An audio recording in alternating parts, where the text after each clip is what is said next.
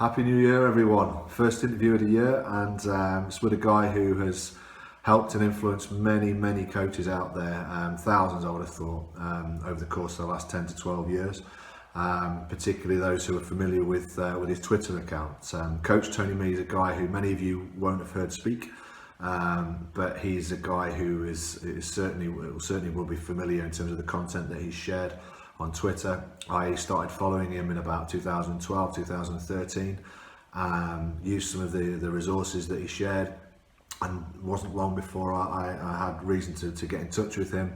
I had an FA Vars side, or a side with an FA Vars tie, and desperately needed a physio at late notice.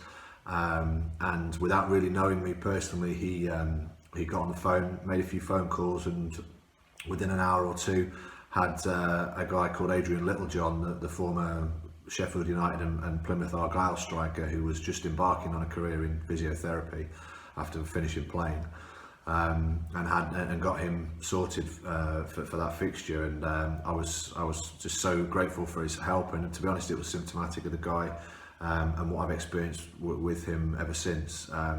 Brilliant fella who I'm lucky enough to have got to know well. He has worked as head of academy at Rotherham United, academy manager at York City, then went to Scunthorpe United before his current role, which is at Doncaster Rovers in the academy there. But as I say, the guys are just incredibly selfless. He's helped so many people over the years. He's a guy who has influenced so many young players. He's worked with some great names in the game as well at the various clubs that he's been at, and we'll touch on those a little bit. But I hope you all really enjoy listening to the guy's views on the game, to his experiences, how he sees the game, and how he sees the journey that he's been on as a coach, not only in helping players but helping other coaches. So I hope you all enjoy it. Okay, good evening everyone. Really pleased to welcome Tony Mee onto Football 360 today. Hi Tony, how are you doing? Hi Kev, yeah, I'm good, thanks. Good stuff. Okay. Tony's a guy who I've known for quite a while now, and I'm sure a lot of you who are familiar with the Twitter sphere are certainly aware of his account. You may not have heard him speak a huge amount. You may have seen a lot of content from his account, but this is going to be a great opportunity for many of you to understand Tony probably a little bit better and his views on the game. So really looking forward to this. Tony, I'm going to get straight into a warm-up of sorts and ask you a few questions. So first of all, favourite player of all time and why? Cantona. And why?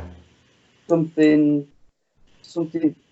different. He wasn't a player that I would have necessarily. When I played, I would have modelled myself on. I would have said someone like Brian Robson, but as I got older, I just couldn't resist watching him. You know, the way he strutted about the pitch, the way he carried himself. Obviously, there's a bit back there, but you know, just the kind of a genius, an enigmatic genius, I suppose. Yeah, definitely box office. Great stuff. Okay, favourite team ever and why? Oh God, you get a stick for this all the time. Man United, which has been painful the last few years. Yeah. But the reason is a bit of a different one. When I was a kid, my dad was a Leeds fan as far as I could fathom. When I was little, when I was really young, and then you went through phases with the clubs that were popular at the time, big at the time. So the Liverpool team of the sort of late 60s and early 70s. But then a mate of mine called David Woodford, his brother went to university with Steve Coppell. Okay. And he came home from uni one night and we were going to watch Donny Rovers. And believe it or not, although I work there now, I did go and watch them as a kid. At Bellevue. Yeah, at Bellevue. And, yeah. And this one night, Dave's brother had come home from university. And he says, "Oh, yeah, we'll go to the Rovers game." And he brought Steve Coppell home with him from university. Yeah. He could have been lying his backside off as far as I know.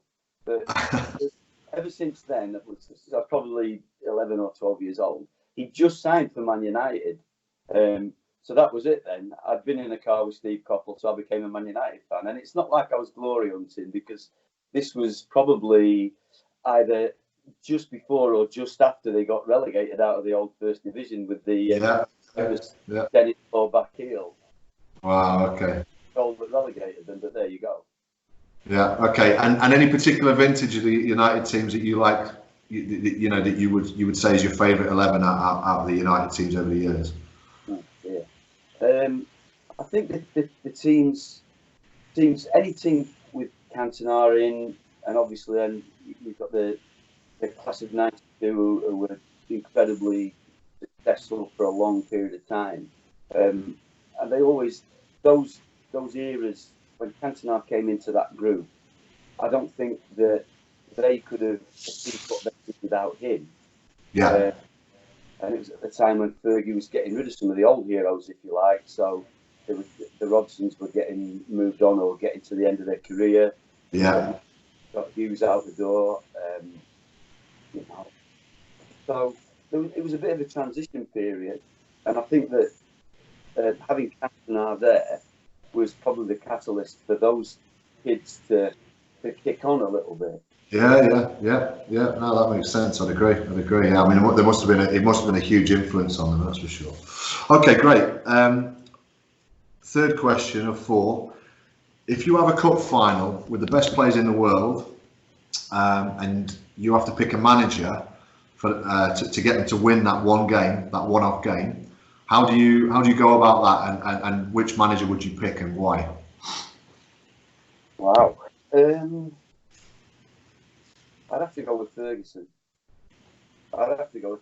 Just as the one with the most experience of that kind of situation. There's probably never been a situation in football that he's been unfamiliar with. So 1-0 up, 1 down, you know, going deep into the game and still being behind. The Fergie time stuff. Yeah. And they always, when Man United weren't playing well, they still found a way to win games. The Sheffield Wednesday game when Bruce scored the header from 3-2. Yeah. You know, things like that. He just got the job done. There wasn't a situation that he'd never been in, so there wasn't a situation that he could never handle. Yeah, it's good answer. Good answer. I like that, Tony. I'm a little bit concerned with all of the Man United references, but we'll skate over that quickly. Okay, final question in the quickfire stuff at warm up. Give us a little known fact about Tony Mee, something that most people won't know. Oh God. Oh dear. Football related or non-football related? Anything. Most of the answers that I've had on this have been non-football related, but let's keep it away from your music taste as well, if we can do, please. All right. So as a kid, and I'm talking now, primary school, junior school, all the way through comprehensive, I was always in the school plays. School plays. Right. So I was Aladdin in junior school. I was Buttons in Cinderella, and then when I went up to the big school, to the comprehensive school, I was always kind of in a more supporting role, never in a lead role, but involved in school productions, and I loved it. I really loved it. So you might have missed your vocation going into the military and then going into football, into professional football.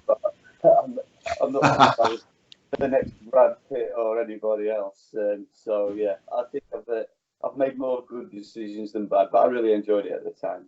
Nice one. Good answer. Okay, great. Good stuff.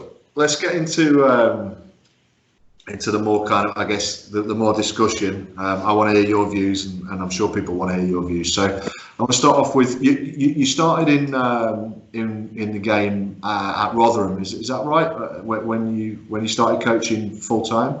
Yeah. So 2002, I was due out of the army, having served 23 years. Yeah. And I passed my full badge, the old full badge course, a few years before that. But I I played right up until the end of my army career. So even at 40, I was still playing fairly regularly. And by then, I'd started coaching. So about 37 or 38, I started coaching. I was posted down in the southwest, and I coached at Amesbury Town, and I coached at a club called Bemerton Heath Harlequins, who played in the Wessex. And I really started to get a taste for it, and I thought that when I got out of the army, that it was something that I could probably do. So the chance meeting, I was on a course at Lilleshall with a guy called Mick Hennigan, who a lot of folk, especially at this end, will know. He was ex-Harrogate Town manager and Leeds United assistant manager. He was part of Wilkinson's backroom staff when they won the last Division 1. For the Premier League, and Mick was, at the time, he was the kit man at Rotherham, but he also coached in the academy. Okay. It was a tutor's course at Lilleshall, and I said, look, how would I go about getting a job when I get out? I'm getting out of the army next year. I'm moving back to South Yorkshire. I'd already moved my family back by then. And he said, well, just send a letter in. There's no A licensed coaches, or not many A licensed coaches about. And that was that. So that got me in through a chance meeting, really. I met with John Bilton, who was running what was the Centre of Excellence at the time. And they threw me in the deep end with a group of under-16s. And led me from there. At the time, the club had a partnership with a college, Thomas Rotherham College in Rotherham, who were running a football programme, partly funded with European money, Objective One funding, I think they called it at the time. And that gave me a full-time job doing that, as well as being a part-time coach at Rotherham United, and that's what got me started. Brilliant. Okay, so that's 2002. So you've been in the game 18 years then, yeah? Yeah, horrible, isn't it? Horrible. Yeah. Brilliant. Well, it's a great second career. I think, what I wanted to ask you first off, really, on that is 18 years. When you talked about Centre of Excellence, you made some references there that probably a lot of younger coaches won't have heard of. How has the game changed? How has academy football changed? How has your job and I guess your view of professional football and the processes that develop young players in professional football? How has that changed in 18 years? I think the biggest thing, and I know that I've been a critic at times, is the introduction of the Triple P, and clubs, if you like, now being entitled to call themselves academies. There was a time, certainly when I first started, like I said, I mentioned Centres of Excellence. So I'm fairly certain, but I wouldn't want to be quoted on it, that at that time, 2002, when I first started, it was only the Premier League clubs that could call themselves academies. Everybody else. Because I think it was felt at the time that it was diluting the quality.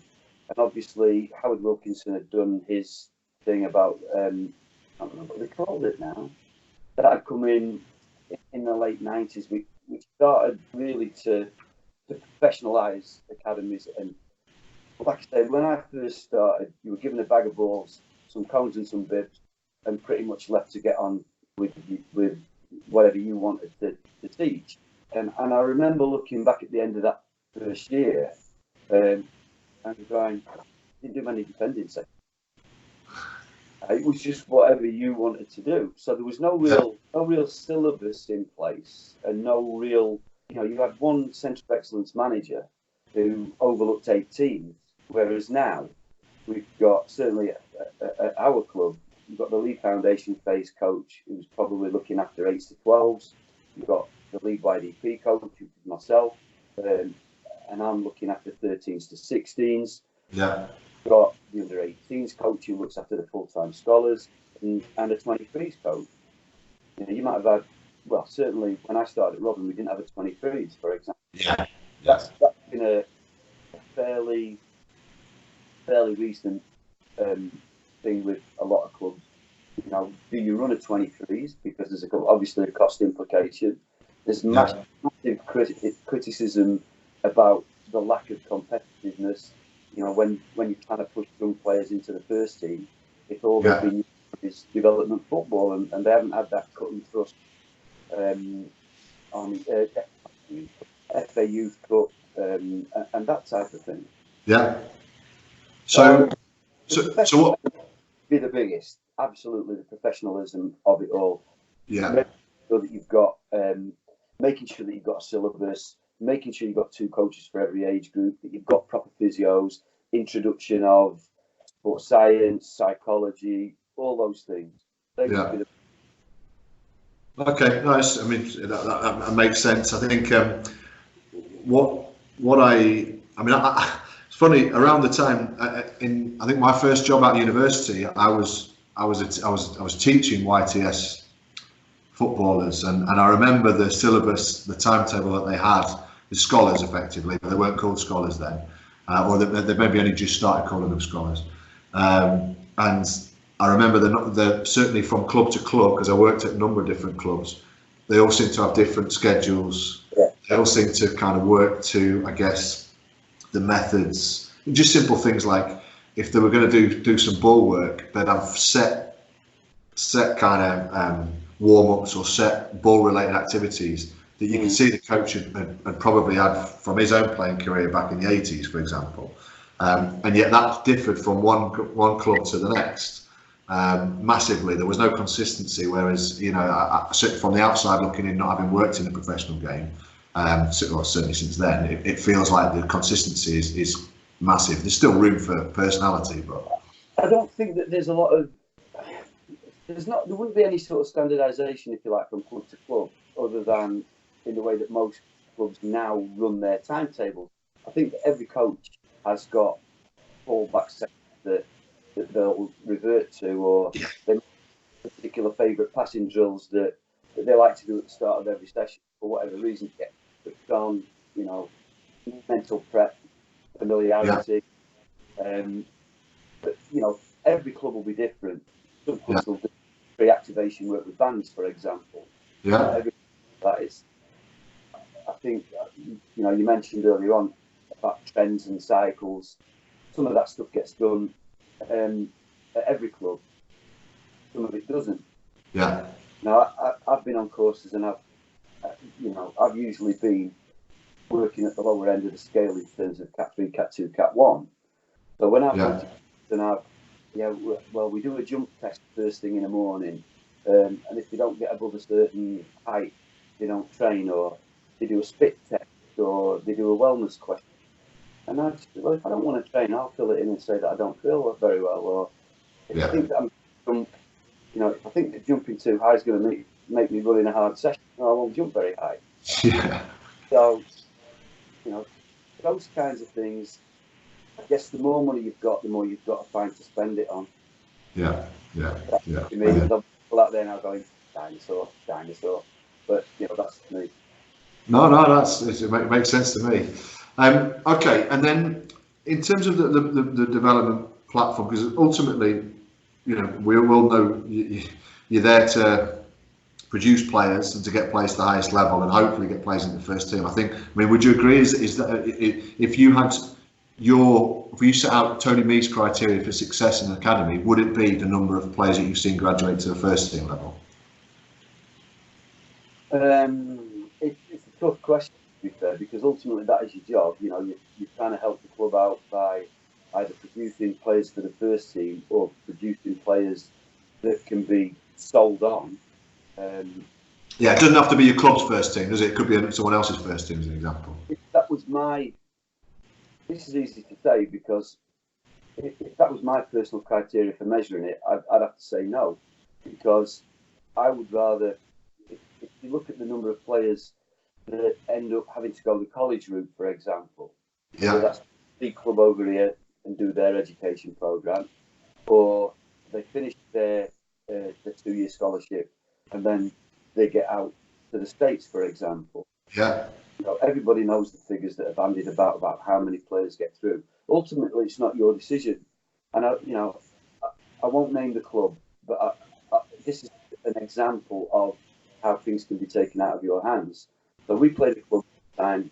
We were talking to their academy manager, and he said, they were having I think it was an under-18s game, and what they considered, everybody within the academy, their best player, best scholar, one of the fittest boys. You know, he was on way ahead with all his education, all that kind of stuff. Yeah. Nailed on. The first team manager comes out to watch this, a section of this game, turns around and goes, "He's not for me," and walks back in. Well, you know, it's not joined up thinking, is it? And No. surely that, it needs a longer discussion than that. And that's why I think that under 21s group, under 23s group are really, really important, because they do get exposed to the first team staff a lot than they used to. Certainly, again, going back to when I first started at Rotherham in 2002, where there wasn't a reserve side necessarily, and there certainly wasn't an under 23s side. If you weren't ready to play in the first team at under 18 with a club on a small budget, the first team manager is going to turn around and go, "Well, what use is he to me?" And unfortunately, there aren't that many Wayne Rooneys, Phil Fodens, call them what you like, who can step into a first team environment at 17 or 18. No, not at that age. No. Yeah, I'm with you. And what about the concept of reserve team football or B team football? What do you think about that? Well, I guess because I've only really been involved in the game in where the current format's in place, where everybody criticises the format and said it's not competitive enough, that results don't matter. You know, you might get your under 18 team might be top of the league at Christmas, but then after Christmas you might make early decisions on your second years who aren't going to get pro contracts or under 23 contracts. You ship them out and you finish off the under 16s. And then you end up, you know, mid-table or whatever. You could use the argument that actually, if we're gonna train them to win, put them all there till the end. Yeah. Head top of the league at Christmas, go and win the league. Yeah. Because you'll only ever get one opportunity to do it, or two opportunities to do it as a scholar. Yeah. Yeah. And you know, I know that we've just had this thing with our under 16, where we got to a national final. They're 17 next year. So for those boys, it was a really big deal. Yeah, and for everyone, it should be. You know, they've not. Some of them have been on scholarships, but not all of them by any stretch of the imagination. So, in academy football, you're not there to develop teams. You are there to develop as many individuals as you can to the highest level you can. And if that takes them somewhere else once they finish with you, as long as they're still playing football, it's the result as far as I'm concerned. Yeah, great answer. I think I think there's a lot of people out there who are very cynical about the motives of academy coaches, and that's a really well balanced answer. I like that. You know, you're not getting away from the fact that we're there to win. You know, that you're there to win matches, and the players need to understand how to win matches as part of their preparation for the future and their future career. But they're also human beings as well, and they're going to go off and do, you know, goodness knows what if they don't make it in the game. So it's obviously a hot topic at the moment. Okay, I just wanted to move, I guess, that on a little bit in terms of, we referenced it a little bit, the cycles, the trends, tactical stuff, the stuff that's fashionable, I guess, for want of a better expression. I use something, a word or a phrase that I said, I'm hipster shy, which I meant to mean the hipsters in the coaching circles. I'm always a little bit cynical about them. Sorry? They'll hate you for that, by the way. Yeah, I'm sure, but I'm probably heading towards dinosaur territory myself, I think, in that respect, and no problem with that. But I guess my point there is, you know, there's a lot of, I think the impact of new tactical systems gets blown out of proportion a little bit, and the balance of a number of different factors that contribute towards teams' performances, for me, are always need to be considered. But I mean, what's your view in terms of, are you seeing anything new out there in the game? Are you seeing things that are done slightly differently or better than You know, you could talk about Kenny Dalglish's Liverpool side in the 80s and say they played great football. You could say, well, no, because Barcelona under Pep did. You could say that now Klopp's team have evolved that even further. I mean, what are you seeing that's new, or what's your view on it? I think the kids are better educated. And Yeah. again, I want to speak for the clubs that I've worked at, and I've done this wherever I've gone. We've always worked on a number of systems across the year. So whether we play 4-4-2 flat for 6 weeks, play 4-3-3 for 6 weeks, then move on. We're doing 12-week cycles at the minute. Yeah. We've only used 3 formations this season, but they might be based on a conversation that the academy manager will have with the first team manager at the start of the year. Yeah. Over the course of the year, we're going to play primarily 3-5-2. Okay, so you educate your kids, filter that down through the academy. So if you go look at the Ajax system, for example, where they always talk about 4-3-3. Everybody plays 3 or a slight variation on it. The first team are going to play 4-3-3. For me, the danger of that over here is when the first team manager changes, what if his beliefs and his system changes? So if we play 3-5-2 and play through the thirds and this, that, and the other, and a new manager comes in and says, right, just get the ball at the top end and fight for it. Because let's not beat about the bush. Where I'm working is League One, League Two at the moment. They're the clubs that I'm working with. Yeah. The reality of it is that that's how a lot of football is played at League One and League Two. Not all of it. So over the course of the season, we're trying to educate the players in three different systems. In the past, I've done maybe anything up to 5 different systems. Yeah. The idea is to give the kids a rounded education. But they have a better understanding of tactics, and they also have a better understanding of tactics from things like playing, as much as things like FIFA. Yeah. The players are better educated in systems. They might not always be better technically than the players of the street football era. Yeah. But for all the people who say bring it back in, how can you replicate playing street football when I was a kid, our goals were on 2 different streets. They were around the corner from each other. There was hardly any buses. There was hardly any cars. Yeah. Yeah. I know that it's slightly black and white era. No, but it's a fact. It's an absolute fact. You can't play. I think on my street, every house has got at least 2 cars. Yeah. Where do you play street football? Yeah. The kids outside, and I'm a football person, but if the kids outside were playing football and banging the ball off the back of my car, I would not be happy. I agree. I've seen one or two of your reactions in the past, and I'm sure the kids at Scarpa take up chess or something like that instead. So we'll play somewhere else. There's plenty of ground. Yeah.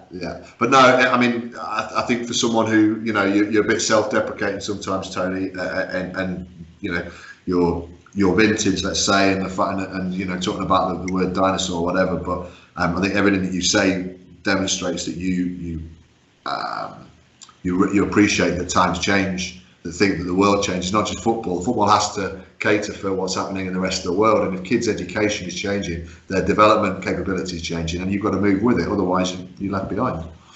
Absolutely, and I think that we've talked a lot about players, but coaches are better educated. So yeah, as much as you want to talk, coaches are better educated on systems, they're better educated on the stuff that goes on around the game, the psychology, books that were getting quoted to me on coaching courses years ago, I'd never heard of, but it made me want to go out and read them. Yeah. So that's what I've done, and I know that that's what other coaches do. I think there's a danger that you read too much, read every book that comes out. Well, 9 out of 10 say the same thing. They just say it in a different way. Yeah. So coaches are better educated, but you can't dismiss all the stuff that got people like Don Howe, for example, in the reputation he got, Dave Sexton. Yeah. These were all, these were coaches before I was a coach. These were coaches, late 60s, early 70s, and into the 80s. And even now, I pick up, if I cannot pick up books, old books, if I find them. I've got some great books from Alan Wade, from Alan Wade. Yeah, yeah. The sessions aren't changed. I put my sessions out there all the time. Some of those sessions I probably did when I was a kid. Football doesn't change that much. There's still a goal at one end that you've got to score in, and a goal at the other end that you've got to defend. Yeah. There's probably a million different ways to go from one goal to the other. Yeah. If the Wimbledon of the early to mid 80s are successful, who's to say that's wrong? You might not want to go and watch it every week, but it's successful. And football at that level, not the level that I'm working at, but football at that level is about success. It's about results. Yeah. And it kept them in, it got them into and kept them in for a short while into the Premier League. Yeah. Yeah.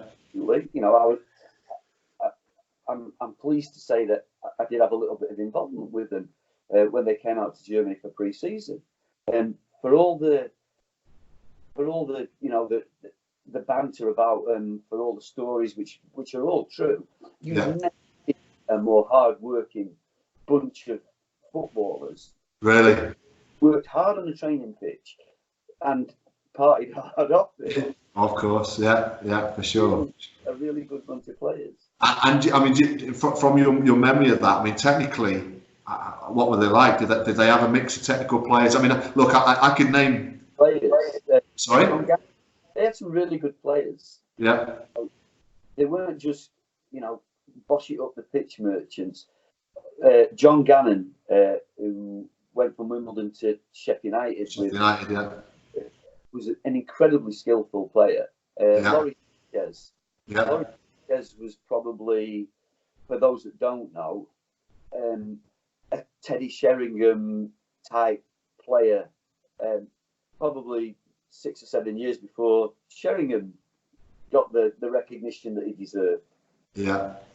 Glyn Hodges was a really good technical player, wasn't he? Yeah. I mean, I'm not. The reason I asked the question is because I think everyone would imagine that Wimbledon side would have been just, I don't know, jumping into rivers and having big scraps and playing British Bulldog and what have you. But it can't have been true. Sorry?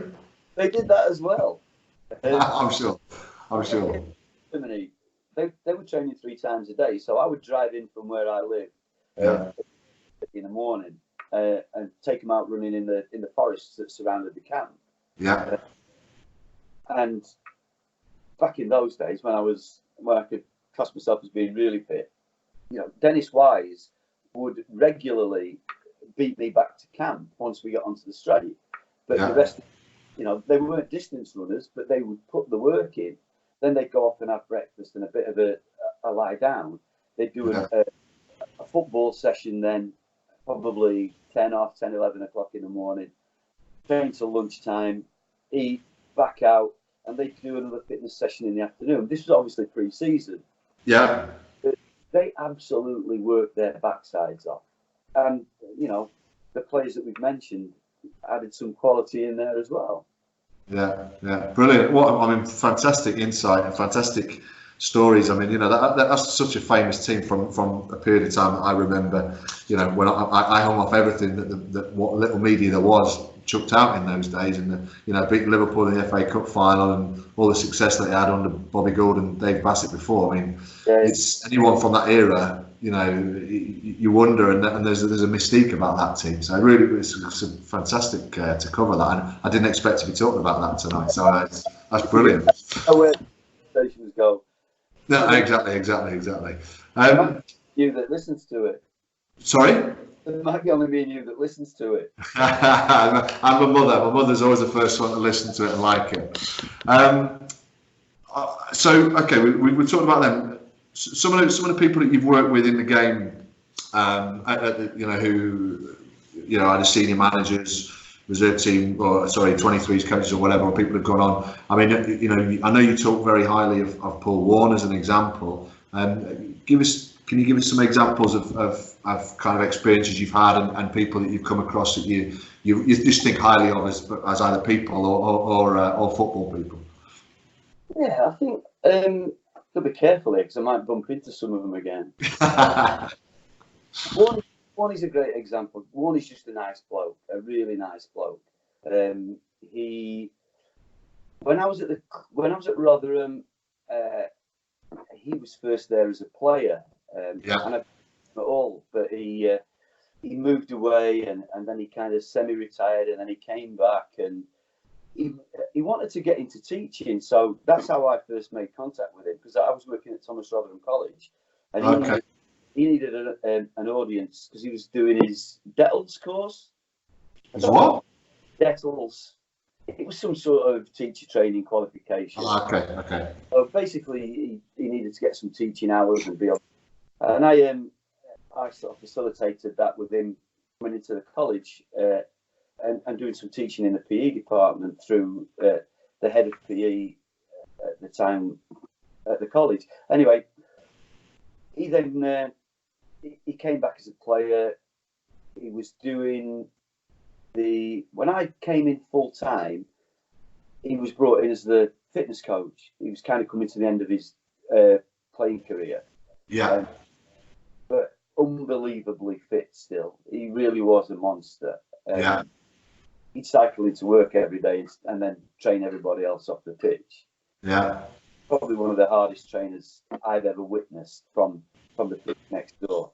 But Warney he's just a really nice person. And I think when you look at some of the stuff that's come out over the last 18 months, and when you look what they've been through at Rotherham with the relegations and everything else, anybody that knows him ain't got a bad word to say about him. Yeah. Just a real good people person. Yeah. And now I'm really pleased he's having a bit of. Yeah, he certainly seems to be doing well this season. And I think, in all fairness, looking from the outside in, I don't think anyone expected Rotherham to go up to the Championship and do anything other than just survive or go down. So, you look at clubs like West Brom, for example, who were, if you like, your traditional yo-yo club. Yeah.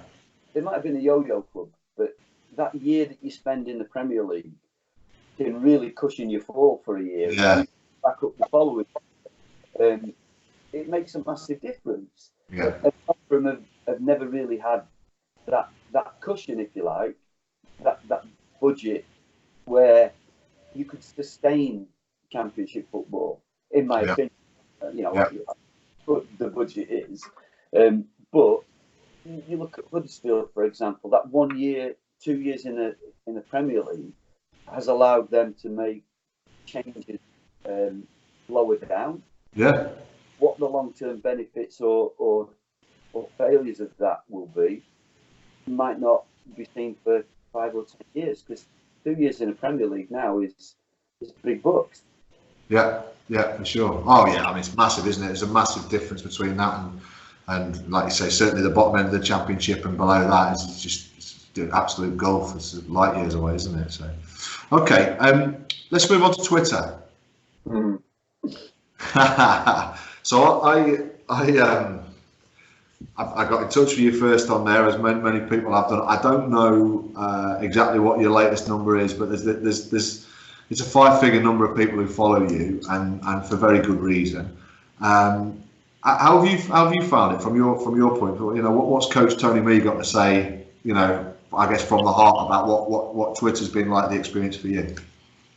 It's been great for me. There's a number of reasons really. If I think about why, when I first became a coach, for example, you were pretty much left to yourself, your own devices. Yeah. There was very little literature about. There weren't very many coaching manuals about, and what there were there tended to be maybe something from the FA, for example. And I started hoarding and collecting anything that I could find to help myself, really. Yeah. the FA Coaches Association, but it was a little bit hit and miss in terms of whether they put any CPD on, for example. They had a magazine, but what you could take from that was really down to you, and I think that's the same with every coaching session.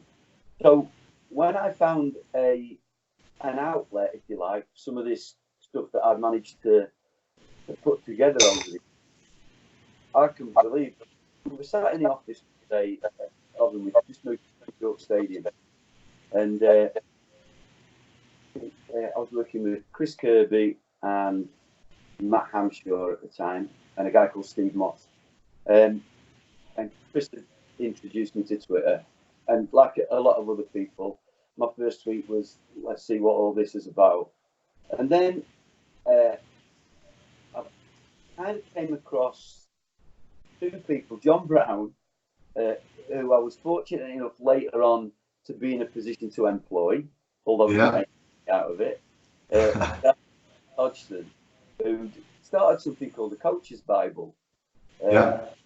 And it was basically, they put together something like I've done now with my own Dropbox.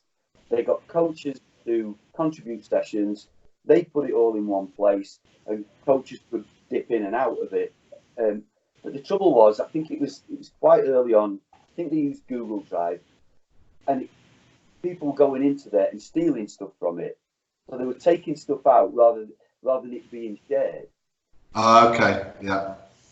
And basically they were just plundering the files, and Odger used to lose his rag on a regular basis on Twitter. He still does now and again, but he don't go on there very much these days. So I just started sharing sessions. I'd started using Sports Session Planner by then at Rotherham, and it was a real easy way to share what I did. And I just did it because, like I said, you couldn't really find stuff when I first started coaching, so I just started throwing this stuff out there. Yeah. And all of a sudden, your numbers start going up, and I'm like, "Well, this is all right."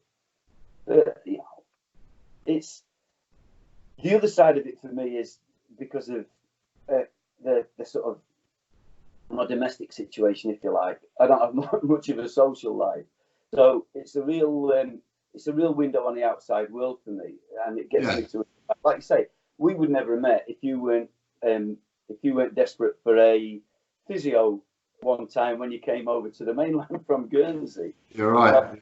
I've met a lot of people through Twitter, and it's worked out all right for me. A guy called Lee Merricks, who lives out in Canada, asked me to go out there and do some coaching for him. Just off the back of the stuff that I put on Twitter.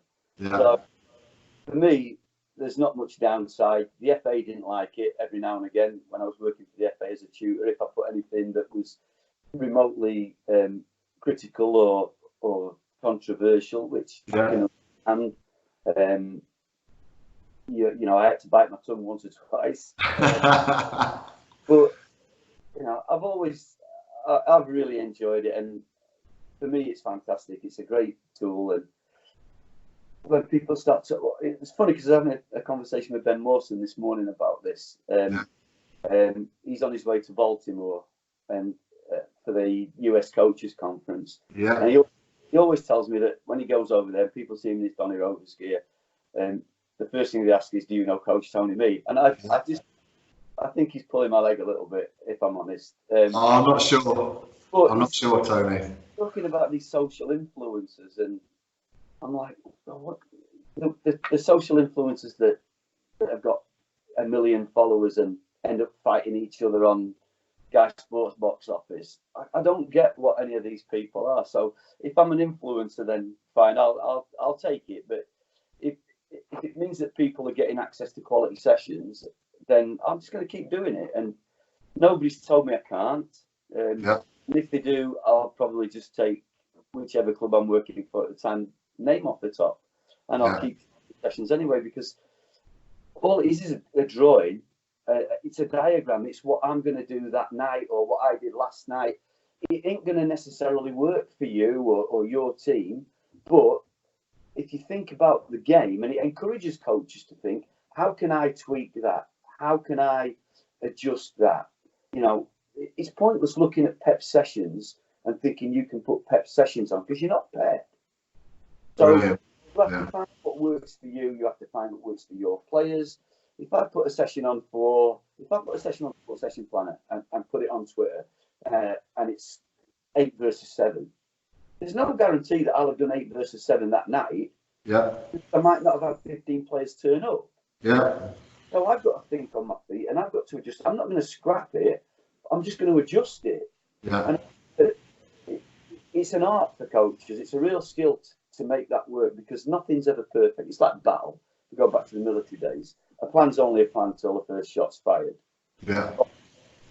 You know, your game plan's only your game plan until he throws the first punch that hits you in the face. Yeah. Football's the same. Your formation's your formation, then you kick off. After that, nobody stands in a 4-4-2 or in a diamond or in a 3-5-2 because the game is constantly moving. Love it. And I think if I had one criticism of Twitter and the proliferation of information on Twitter, and therefore I'd have to make you a little bit culpable for that, given that you're one of the biggest resources out there, it's that people do try and pigeonhole it, do try and cut and paste and think that once they've got a session written down, that the job's done. When actually that's when the real hard work starts, as you say. But I think I went through a period where I voraciously took everything I could find, your stuff I was finding off coaching family or whatever, and anywhere I could find it, and I would catalogue it, and I would try and make it fit in what I was doing, or I would use it to help expand my knowledge and give me a bigger black book of sessions, which I think every coach needs to have. And then I probably got to a point where I thought, I don't need any more. I've got my book now. I just need to keep thinking about how things are changing, and start writing my own ones more. And I realised that I was probably guilty of not doing my own sessions enough and using other people's sessions. But there's no doubt about it. I mean, the stuff that you put, because it's not just the sessions you put out, Tony. It's some of the stuff that you've done on position specifics, on what, some of the stuff that you put out there a few years ago, and you've recycled it and thrown it out there a few times. But to help anyone who's planning long term, how to develop a young footballer, how to understand how it relates to the real game itself, and then how to communicate that to those players, whatever level, whatever age group, I think is, the more information that's out there, the different ways that it's framed, the more you get people, you challenge people, and that's, I think, what a lot of the information does. The session plans are one thing, but there's so much more that you put out there that I found really useful. Yeah, and the majority of that, a lot of that stuff's not mine. It's the stuff that I found. Yeah. Research papers. I'll collect research papers. I won't read them the majority of the time, but it might be useful to somebody else. Because I think that when people try and listen, I've got nothing against degrees, but I ain't got one, so I don't understand the problem. I don't understand why they have to. When I start reading something, it's like being written in a foreign language. I don't like that. So somebody had a bit of a bite the other week. And I wasn't trying to be disrespectful. He was doing his dissertation on scanning. Fine, but what he called it, you'd never think it was scanning. So if you wanted to know about scanning, you won't pick his article up. Yeah, I know what you mean. Well, first of all, I do have a degree, and I can guarantee you I didn't have to work as hard for that as I have for many other things in life. And it probably isn't worth the paper it's written on, wherever that piece of paper is. But I think the information. I mean, I'll give you an example of what you've just said, just because I think it's relevant. I dropped Jed Davis, the guy who wrote the Bielsa book. I dropped him a private message a couple of years back, and we had a really good conversation off the back of it. But I just said to him, Jed, I find your stuff really hard to get through. I'm intelligent enough. I'm not intelligent, but I'm intelligent enough for what I need in life. And I just struggled. Like you described there, I lose what I'm trying to achieve and what I'm trying to understand and why I got there in the first place, sometimes in the words that he uses, because I find it just probably a little bit too highbrow for me, and that might be down to my own shortcomings. But I said to him, it feels like maybe slightly shorter definitions or whatever, or more everyday references might be useful. And we had a really good conversation off the back of it, and he didn't take it in any other way than how it was meant, which was just honest feedback. I 100% understand what you're talking about there, because there's so much information out there as well, right? I mean, you've got to be very good at filtering information these days. If you're social media, you'd work for you. Yeah, I mean, I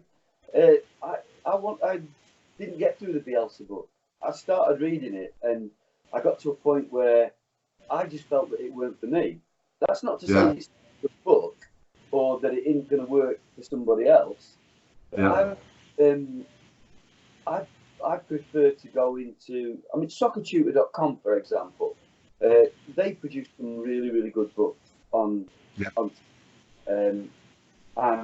there's some good sessions in there. But again, for me, it's a lot more simple to understand. It's a lot more simple to relate to. And if I want to tweak it a little bit more, it's easier for me to tweak.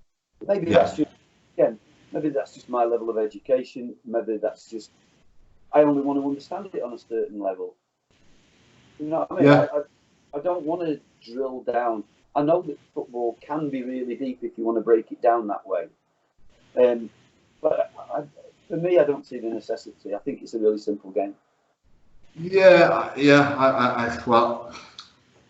think where this leads me to a little bit, and it wasn't something I planned to talk about, was just it feels to me like it's gone to a point now where we're almost full circle, and we're going back to, I guess, a man management, or the respect for man management has grown since Mr. Klopp particularly became so successful and so in fashion, I guess. I mean, what do you think about that? I mean, would you agree? Is it just someone shining a light on another part of the game that hasn't been shown for a while? Yeah, probably. I think that there's an element. I don't know him. There's an element of, he came in, the big grin, the big cuddles, the dancing about in front of the cop and all that type of stuff, which he did at Dortmund, and everybody was going, man manager, but he never gets any teams over the line. I think he lost something like 5 finals, was it, before he came to Liverpool? Yeah. But now that's changed. He's turned that round. So he's got to be more than that. He's got to be more than. It's important to be a good motivator, and I can certainly think of another manager that I've worked with who probably doesn't come across as a great people person or a great tactician, but he was a very, very good motivator. Yeah. People can draw their own conclusions on that one. I got a great guy, but I'm not going to name him now.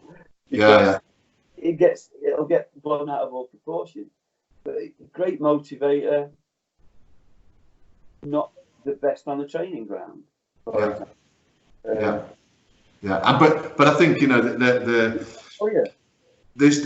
comes on to this. I mean, there's different. Everyone has their different strengths, and every team and every management team, every technical body has its coaches, its sports scientists, its motivators. I saw something Eddie Jones it was an excerpt from a podcast, and Eddie Jones had said that outside of 2 people who set culture and the kind of people agenda, you need to fill a technical body, a technical team, staff with specialists. So he said maximum 1 or 2 people who have those people skills, who set the culture, who drive the from top down type thing.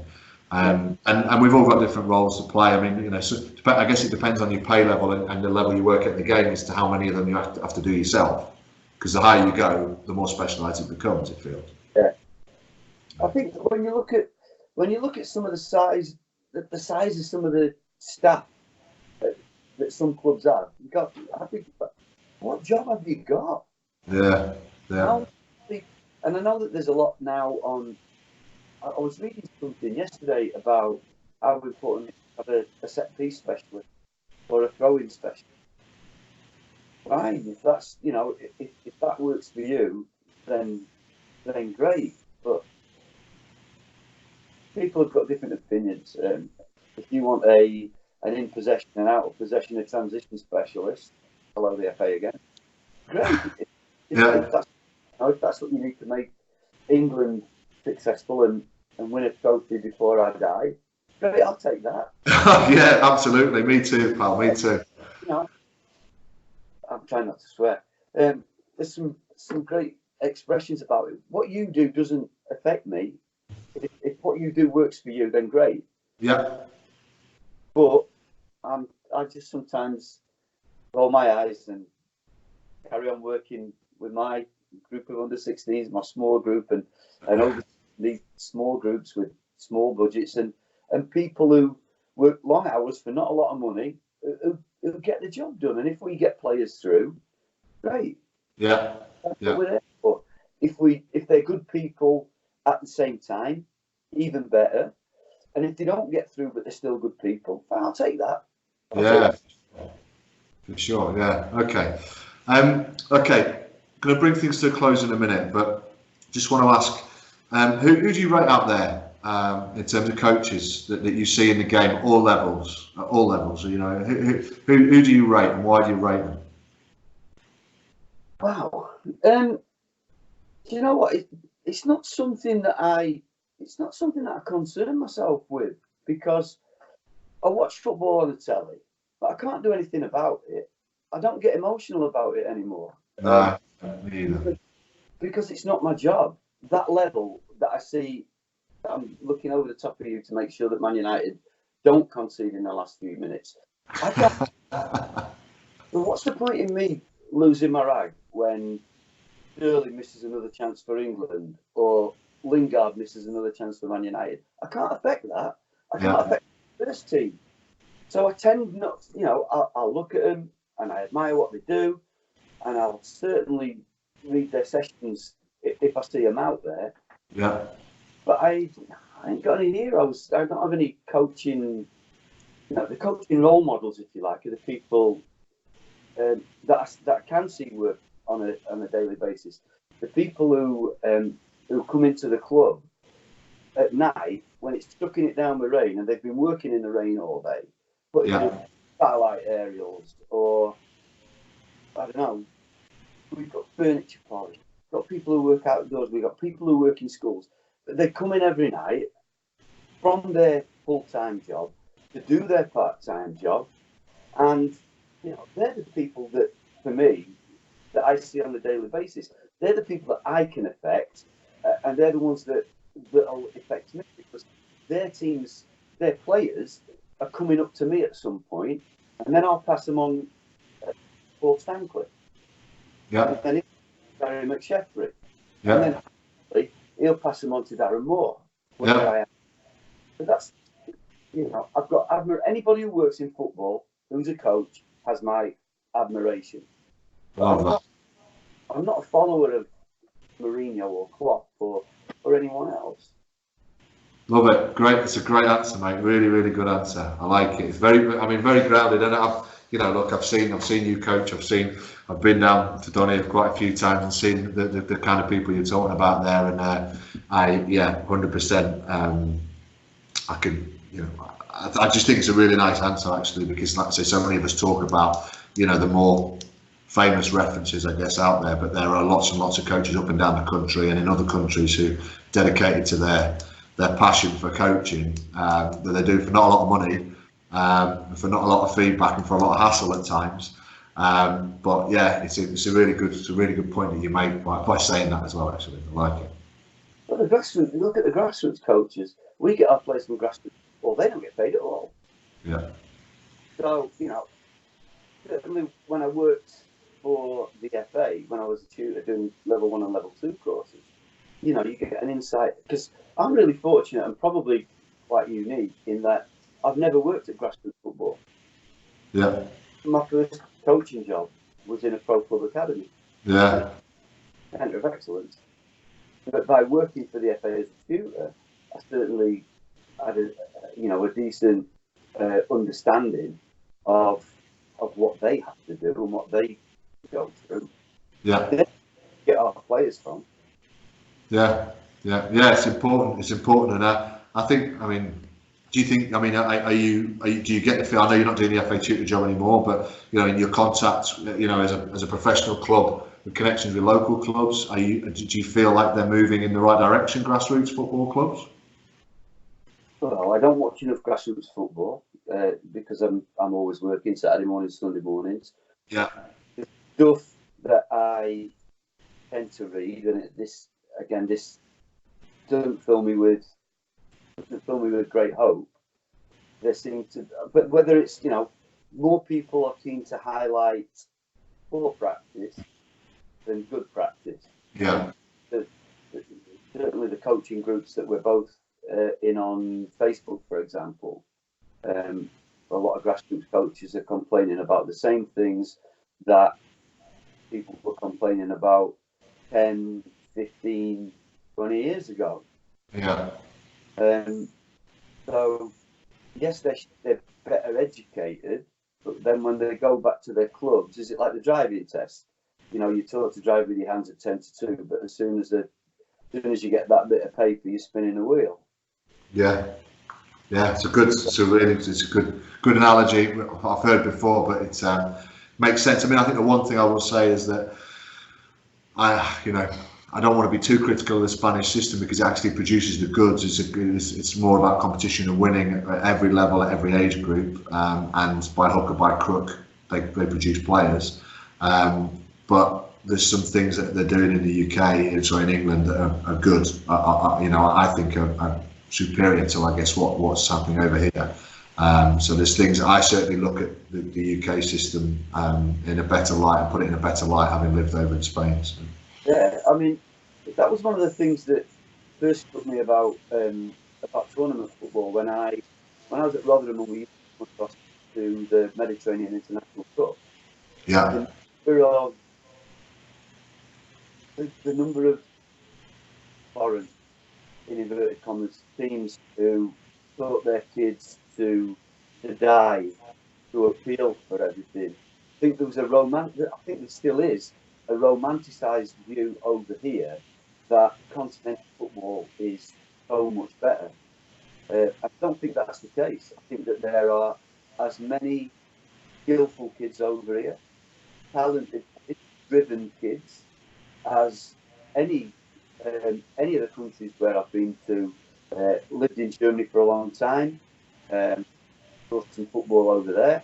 Played football over there at sort of semi-pro, get your expenses level. And the club that I played for, we watch the kids play sometimes. They weren't a patch on the English barracks team. That were Right. It was just a few English kids. Yeah.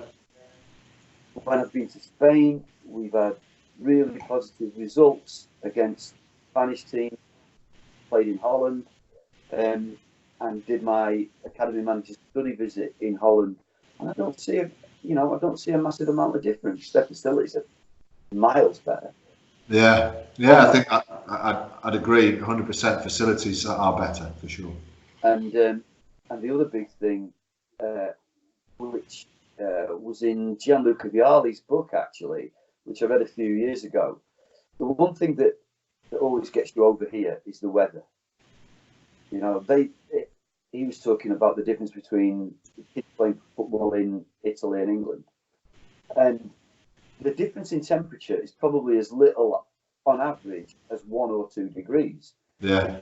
In wind chill factor is massive. Absolutely. But over here, when we're, the old stop, stand still, or we want to explain, or we want to demonstrate, or we want to do this, the kids are freezing really quickly. Yeah. So you have to find a way to keep them moving. Whereas they've got that luxury of it being that bit warmer. And obviously, I can see from the redness of your face that your weather isn't the same as mine at the minute. That's just 5 minutes in the sun for me, pal. You know that.